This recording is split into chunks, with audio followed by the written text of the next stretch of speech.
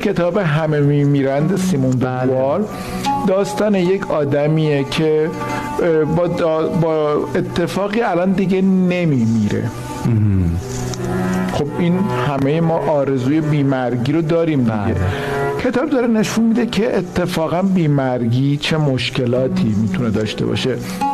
شخصیت اول کتاب که بیمرگه یک پسری داره، پسر در اوج جوانی، رشید، قوی، جنگنده.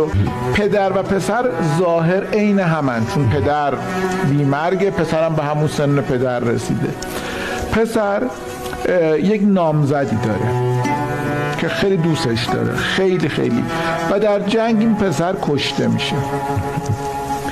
حالا بعد از مرگ پدر میره به اون دختر میگه که من هم تو رو دوست داشتم و عین پسرم هستم. اگر اون شجاع بود منم شجاعم. اگر اون سخاوت داشت من از اون سخاوتمندترم. اگه اون برای تو وقت میذاشت من بیشتر از اون برای تو وقت میذارم. میتونم الان حالا من به تو اظهار محبت بکنم. دختر که اگر اشتباه نکنم اسمش بئاتریژه است، اون کاراکتر بئاتریژه میگه که اصلا من با تو حرف نمیتونم بزنم. شجاعت اون در مقابل مرگ بود که معنا داشت. تویی که نمیمیری شجاعتی نداری. اون اگه یک مالی رو داشت میبخشید از دست میداد و ممکن بود در ادامه زندگیش که کوتاه بدون اون اندوخته باشه. تو از دست بدی دوباره به دست میاری.